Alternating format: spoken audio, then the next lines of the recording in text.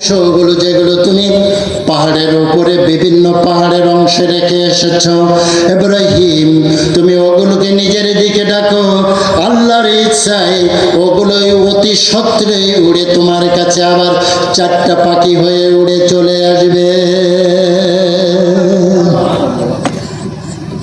আল্লাহ রাব্বুল আলামিন বললেন, ও ইব্রাহিম তুমি এটা করো।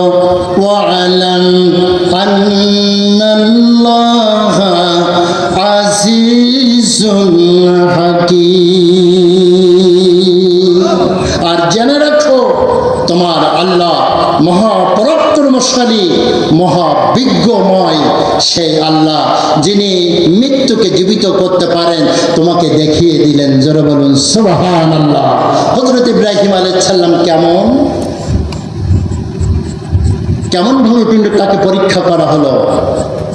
দেখেন আস্তে আস্তে বড় হচ্ছে, সে মূর্তি পূজা দেখছে, সে তার আল্লাহকে বাদ দিয়ে সে অন্য মানুষের পূজা করা অর্চনা সে দেখছে, কিন্তু তার মন শান্ত হয় না। সুবহানাল্লাহ বলেন। কার মন শান্ত হয় না? আমি এবার সেই ঘটনার দিকে আপনাদেরকে নিয়ে যাব। সূরাতুল আনআমের মধ্যে আল্লাহ তাআলা সে কথা তুলে ধরেছেন, আপনি আমি সমাজে এমনভাবে বসবাস করব না, কোনো মিথ্যা হালাল হারামের বাদ বিচার যে করব না, এমনটি তো হতে পারে না। বরং আমি একজন মুমিন, আমি একজন মুসলিম, সত্যকে সত্য বলে জানবো, হালালকে হালাল বলে জানবো, হারামকে হারাম বলে জানবো। যদি না জানি তাহলে কখনো আপনি আমি মুসলমান মুমিন থাকতে পারবো না।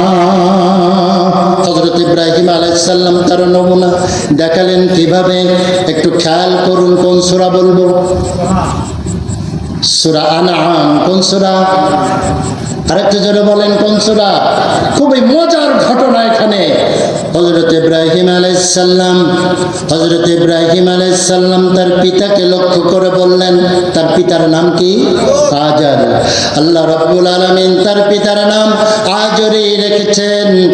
আজর নামে তার পিতার আসল নাম ছিল তারিক, কিন্তু আজর নামে একটা মূর্তি সব সময় সে নিজের কাছে ঝুলিয়ে রাখত, বহন করত, এই জন্য তার নাম দিয়েছে কি?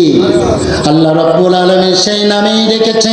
সূরা আনআমের মধ্যে হযরত ইব্রাহিম আলাইহিস সালাম আল্লাহর পাঠানো শব্দে, আল্লাহর পাঠানো ওহীতে ওই তার পিতাকে লক্ষ্য করে বললেন। সেই ঘটনা আল্লাহ রাব্বুল আলামিন সূরাতুল আনআমের মধ্যে তুলে ধরলেন। ওয়াইজ ক্বালা ইব্রাহিম লিআবিহি আজর। স্মরণ করো সেই সময়ের কথা।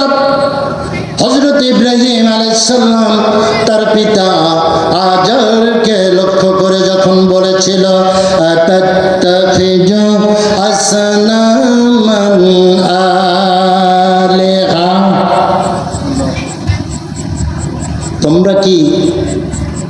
তুমি কি মূর্তিকে নিজের ইলাহ হিসাবে গ্রহণ করো? কাকে লক্ষ্য করে বললেন?